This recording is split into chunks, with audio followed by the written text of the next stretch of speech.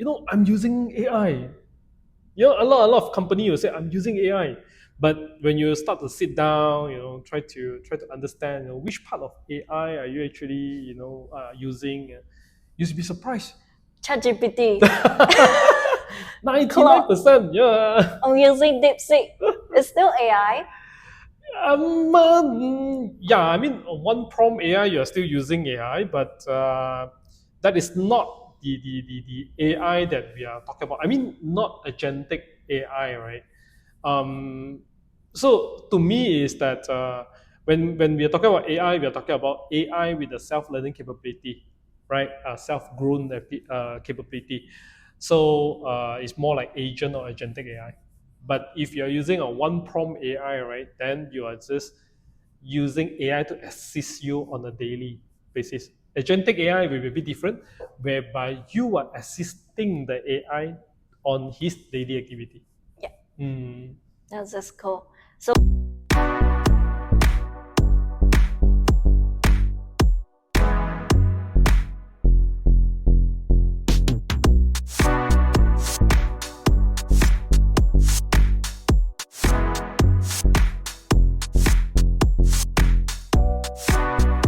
hi everyone, I'm Audrey. Welcome to another episode of the 𝗬𝗎𝗂𝗿𝗶 podcast. So today we have Eddy here. And Eddy, could you please introduce yourself? Sure, thank you. My name is Eddy, and I'm in the IT industry for 26 years. Looking at my age, I'm 26 years and 18 years in telecommunication line. What happened is that I'm very much doing focusing in digital transformation as well as operation support systems, from the various of telecommunication line all the way into cloud computing as well. So my last role was CTO in a cloud computing company. Wow, amazing. And cloud computing, what does that mean if for people who doesn't understand? So cloud computing, right, is something similar to AWS, Google Cloud, right? The only thing is that cloud computing in Malaysia itself, very much focusing on the private sector and also private cloud services. So what do we do is that aside from the customers going into a public cloud environment, right, like all the big players like Google, AWS, they will actually wanted to build their own cloud privately. So that is where we actually come in to help the customers. Wow, they can build their own cloud privately.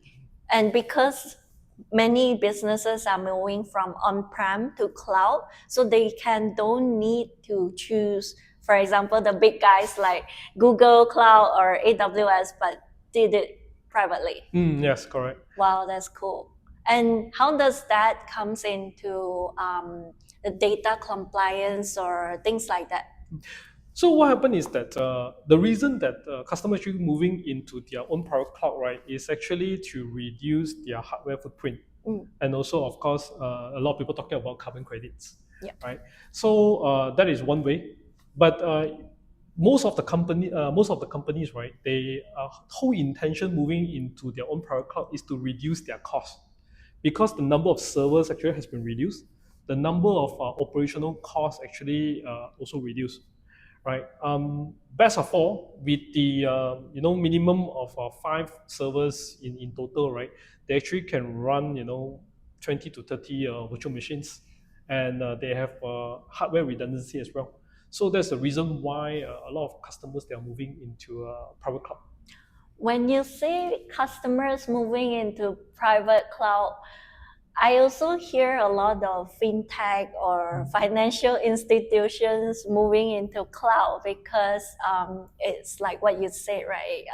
Saving on the hardware costs or stuff like that. So all this comes down to whether it's trustable or not. How can you ensure that transition? Okay. Protecting their data. So from the private cloud perspective, right? Aside from the hardware, it doesn't owned by the customer. The data center can be on the customer premise, or it actually can goes into any of the data centers in Malaysia, which is tier 2 or tier 3 certified. So all these actually comes with the SOC 2 compliance. Therefore, any of the servers that actually sits inside all these data centers, right, will be so-called security compliant. Wow. So the data itself, it doesn't need to worry too much. Oh, wow. I didn't know that. Okay, that's cool. And then what got you into building your own startup? Well, the thing is that I always wanted to do my own business, right? Of course, but the major thing is that there are too many red tapes, in conventional companies, and I wanted to do a lot of things, and yet, I'm actually got rejected from the top management. I feel that I can do something much more better, so I start to venture into entrepreneurship. How do you come up with the idea? Wow. Well, I started with the Antler program, cohort program, in October 2024. Frankly speaking, I have a lot of ideas from telecommunication industries. Yet, none of the ideas actually got selected.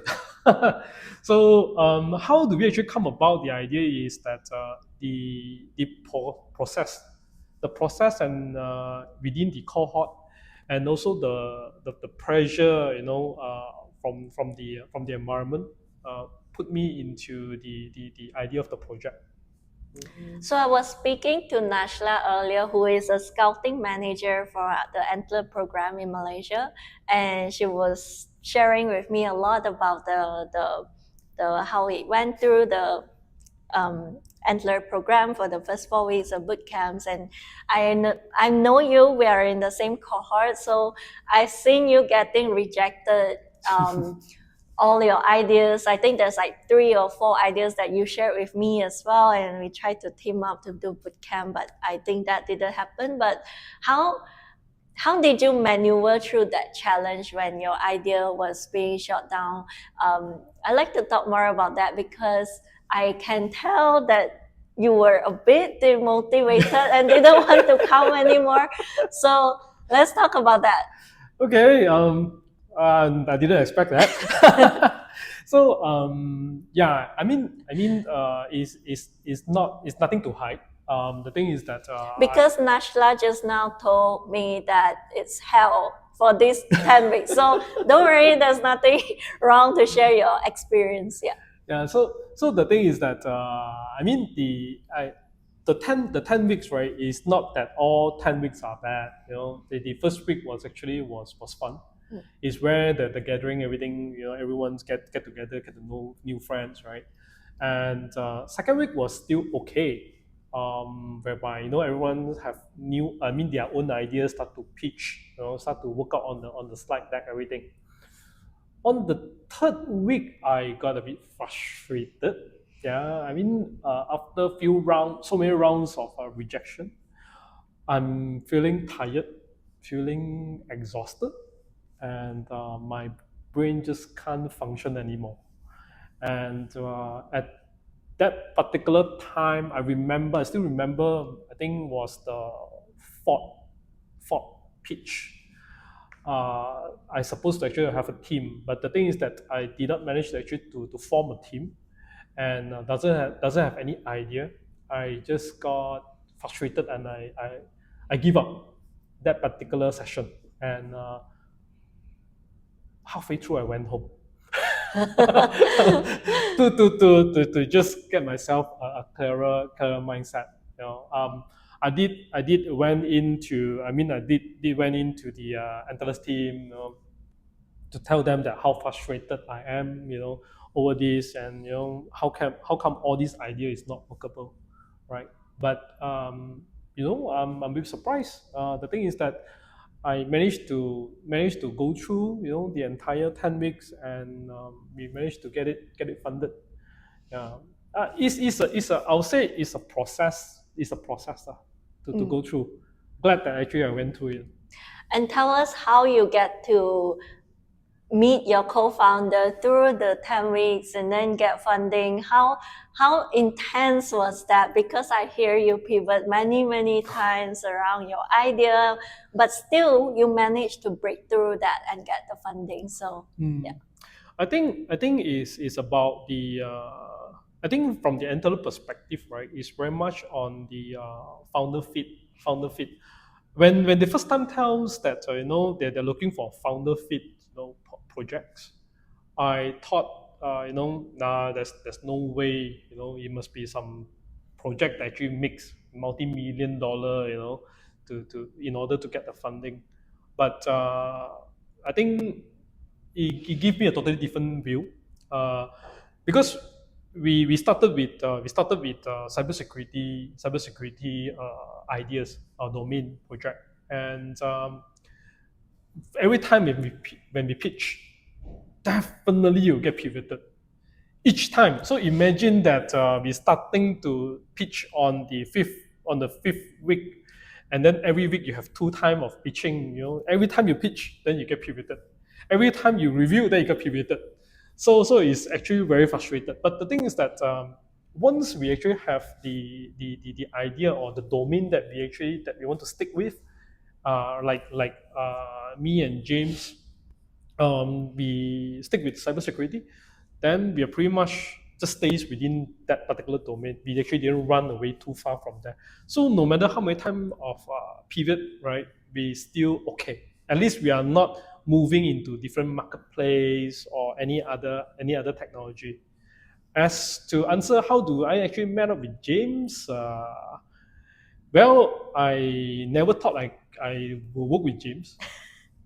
The thing is that I think James is a very talented person. Right? I agree. A very talented person. Another hand is a tech nerd type of people. I myself is a half tech, half business minded person. Good to have.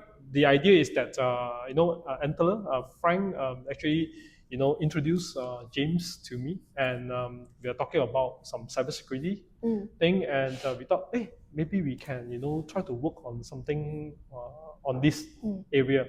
So then we start to work on the idea, and on the first project itself, then we found that we actually can really work together on this. So we keep on moving forward. Then we actually track out. That's cool, because that happens sort of similar to me and David as well. It's like it just happened that there's no one to team up with anymore, and there's running out of ideas. And on the third week, it's like looking at each other. Oh, do you wanna start working together? Okay.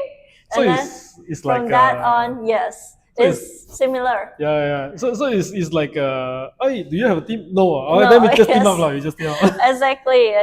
And I think that's the cool thing about the program, right? Because I think we are coming in as a solo person with maybe a lot of ideas with no idea, and somehow you meet someone and then you got that idea. So talking about cybersecurity, I know nothing about cybersecurity, and can you share a bit more? And how does this this technology advancement, this AI is moving so quickly?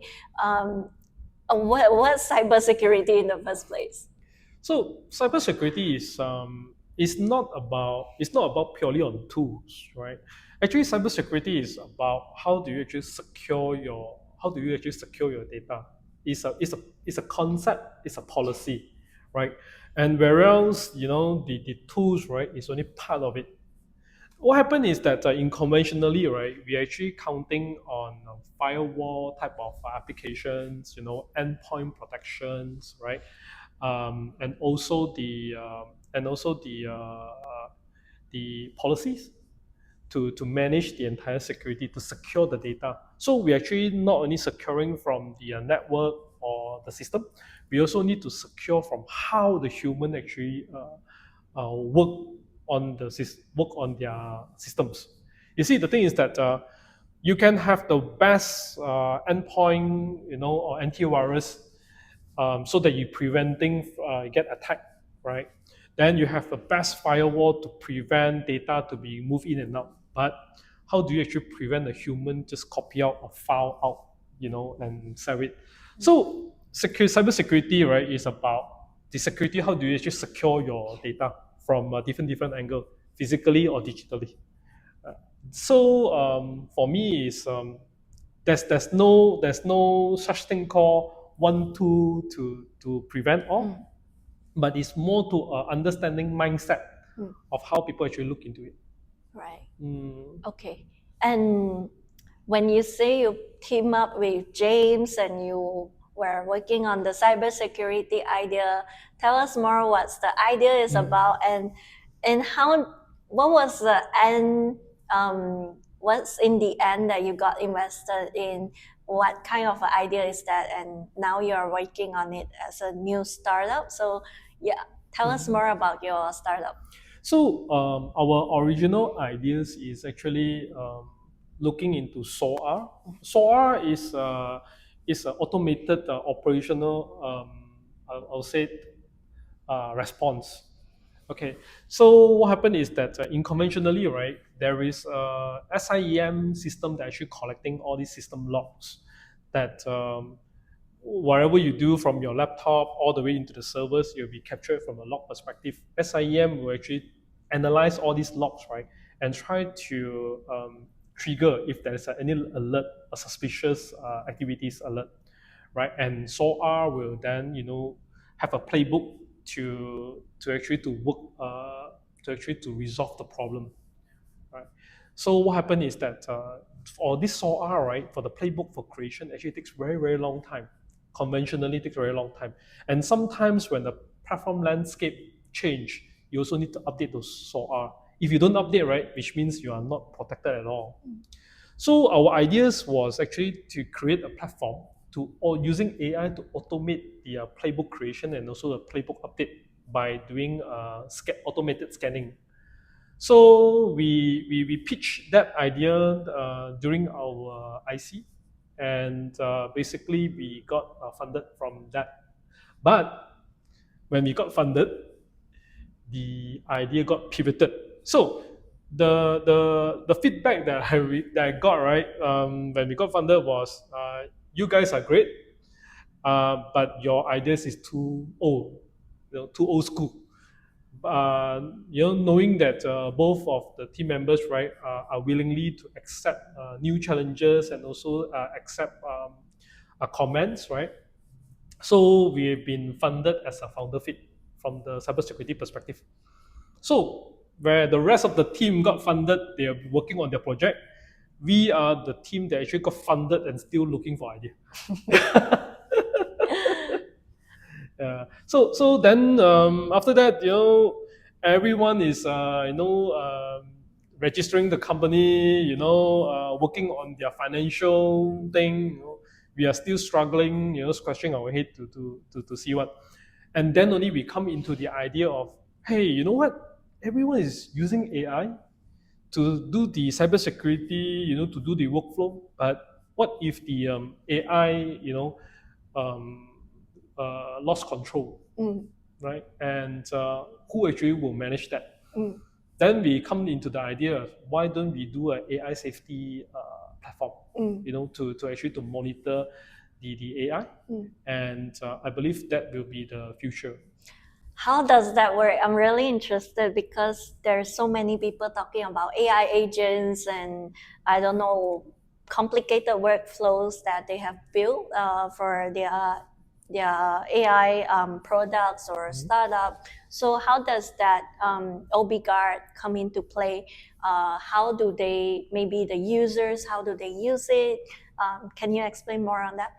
So what happened is that let's talk about agentic AI or AI agent. So what happened is that agentic AI and also AI agent is totally different than those Gen AI that we see these days. Everyone was talking about when I ask a question in ChatGPT and then we respond back. Yes, you are right. Those type of AI, right, is considered one prompt AI. The reason called one prompt is you send in a request, it's one prompt. It actually refer back to you. But whereas agentic AI, right, AI agent has the capability of self-learning. So with the agentic AI, right, we actually can replace, the closest will be your customer care service officer, or it can be your sales officer as well, right? So with the agentic AI, they can have their own thoughts, they have their own learning capabilities. So what we are worried is that what if they make their own assumption, right, which is out from our expectation or our control. So what happened is that Obiguard is here to providing a boundary, or a safeguard. A boundary within the AI agent, while allowing the AI agent to continue to learn.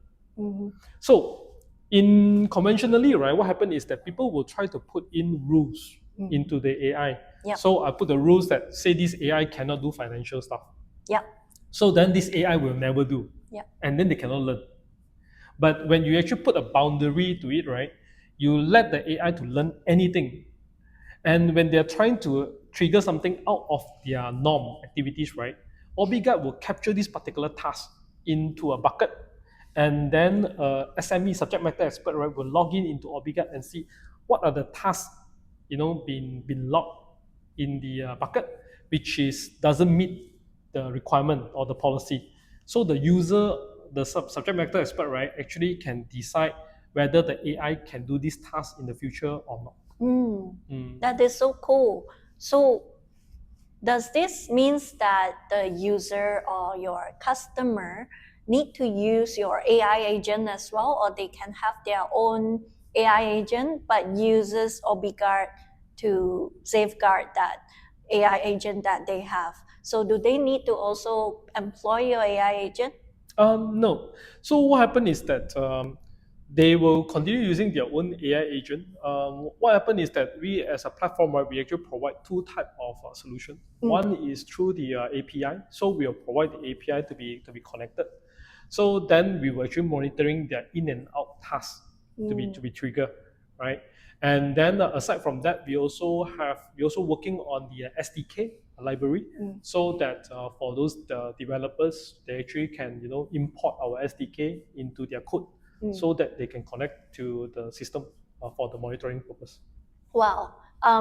So does this Obiguard monitor all types of agent? Doesn't matter sales, customer support, maybe a developer role kind of agent or HR, any roles? Does it cover every roles or just specifically few types for now? I will say not on the role itself. It's very much on the agent itself.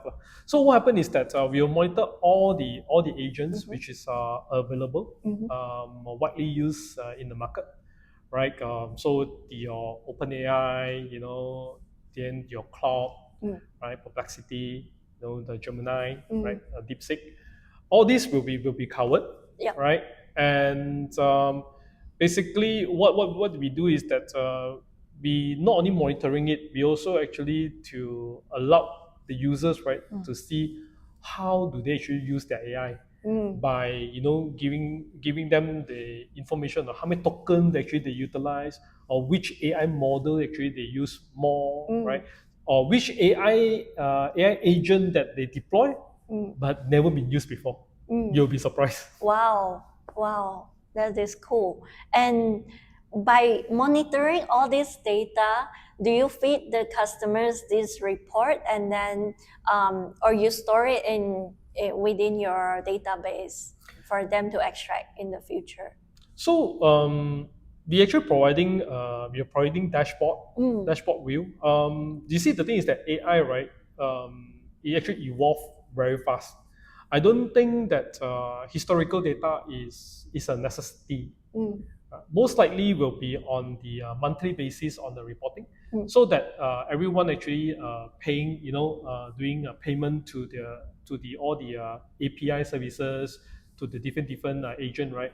Most likely monthly reporting will be there available. That is cool. So how far have you been with this Obiguard? And I think we talked about the National AI Office thing. So with Obiguard as a startup here in Malaysia, how's the playing in this Malaysia ecosystem with the new NAIO office coming up? Okay, so NAIO office actually just established last year, not long ago.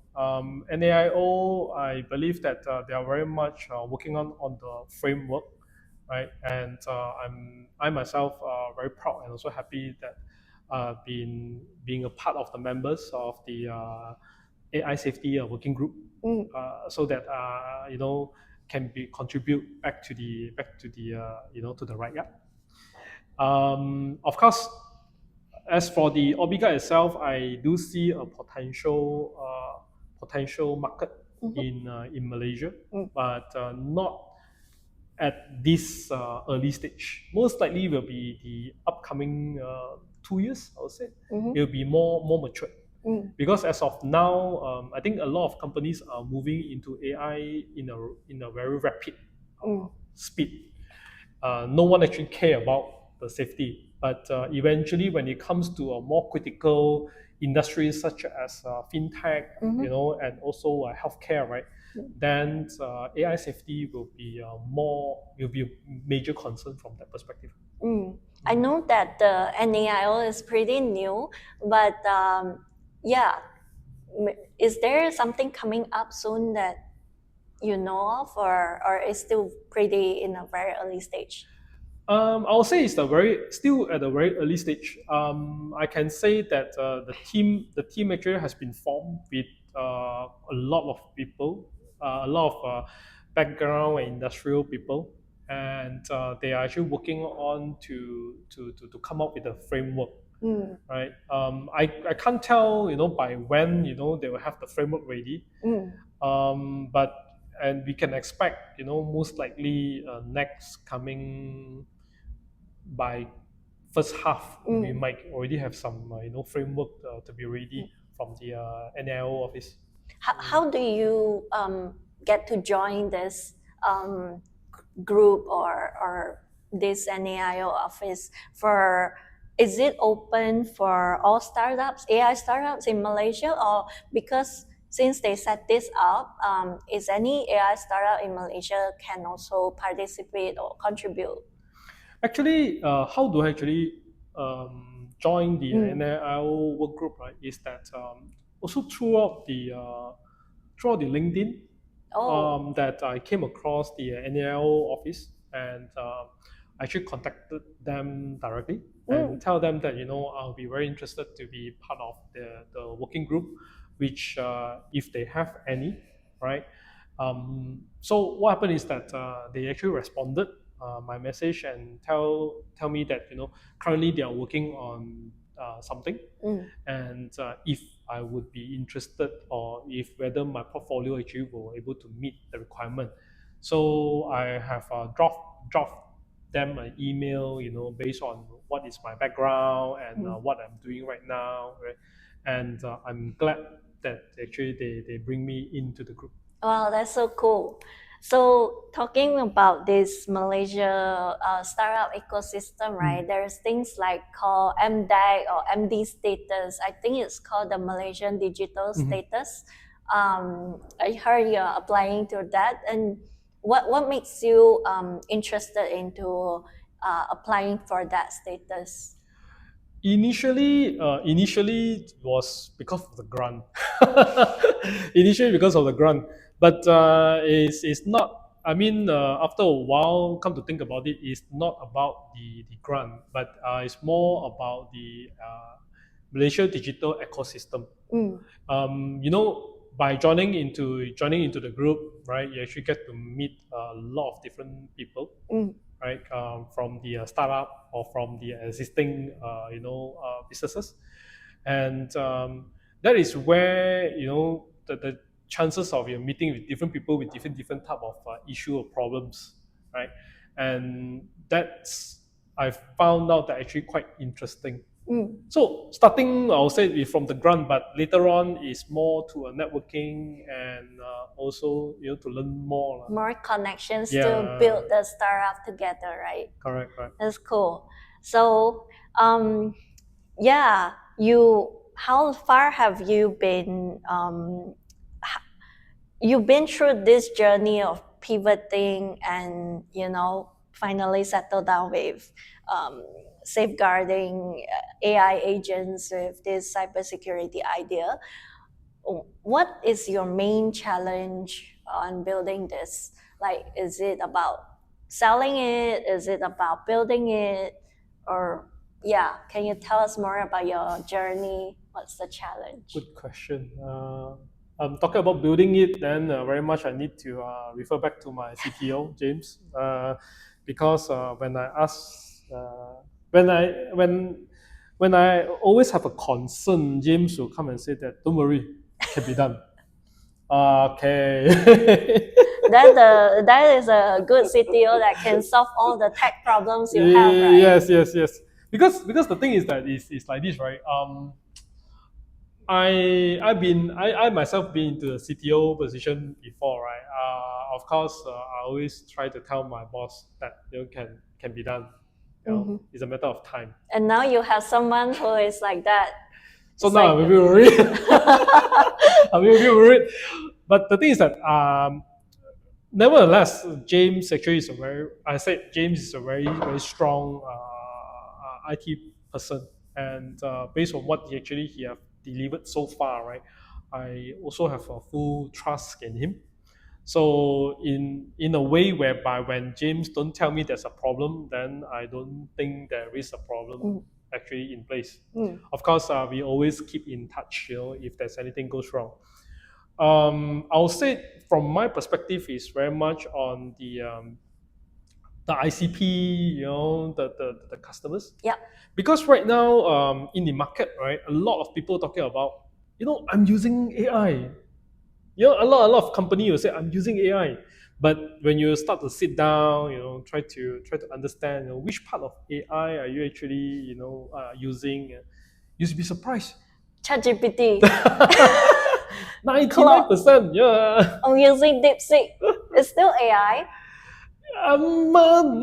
Yeah, I mean, one prompt AI, you're still using AI, but that is not the AI that we are talking about. I mean, not agentic AI, right?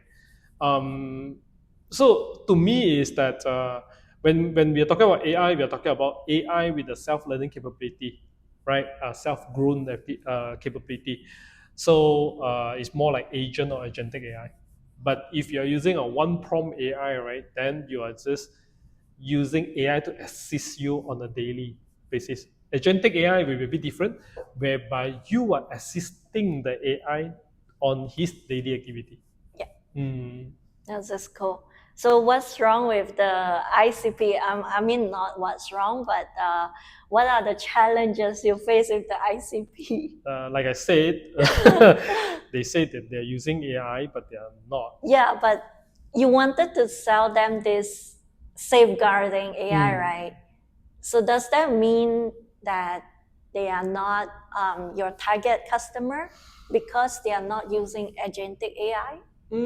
I will say that they are not ready for Obiguard solution at this point of time. Whereas right now I have to to shift my direction. Instead of the end customers, my customers will be the AI workflow providers. Wow. So I have almost like 180-degree shift into a vendor, so that I only can work with them to actually to go to the market. Oh wow, that's like a partnership or things like that is go to the market. That's cool. So how does it feel like as a founder who has a startup idea, who is maybe very visionary for the current market? I think that's where you're at, and selling that vision, right? Like you need to safeguard your AI agents, but people don't understand you, like True. what you mentioned, your ICP. So How is there a way to maneuver that so far? I mean, I came up with few. I come up with few things. One of it is that I'm saying that for those customers that near my age, I will say that you doesn't want to have a Judgment Day, the Terminator movie, Judgment Day to come. So that Obiguard is actually to ensure that there be no Judgment Day. That's a cool analogy. Then another one will be the newer one will be the Marvel, the Age of Ultron. Oh. Right, the Iron Man, the Age of Ultron. So what happened is that with Obiguard, Ultron will never be born. That's how you sell your vision. That is cool. I think people will be very interested. Yeah. I mean, the whole idea is that we're actually trying to safeguard human, right? Safeguard asset out from the AI, out from the AI. Because that is one of the main founder challenge is that there's some founders I heard that it's not my time yet. That's what they say. Like, you have this real challenge where people don't understand, then it's like, how many years can you sustain, right? 1 year, 2 years? It's like there's no specific answer as well. I've seen real founders who faced that before, and yeah, all the best on that. And thank you. So coming to an end is that I'll ask founders, what's your ask to whoever who is listening? Since you have shared your challenge, is there any particular area that you are looking for example, market access or specific things that you need help with for your startup? Yeah, so there are two things that I've been very interested into. One of it is the partnership, right? Because the thing is that our product cannot go out to the end customer on its own. What we are doing is actually we are looking at the partners, the service providers who are actually using agentic AI, right, for their workflow. To partner with us and also to test the product with us, right? To see how can we actually bring this into the market from the AI safety perspective, right? And then aside from that, our journey is going to be a very tough journey. AI safety is going to be a very, very tough journey.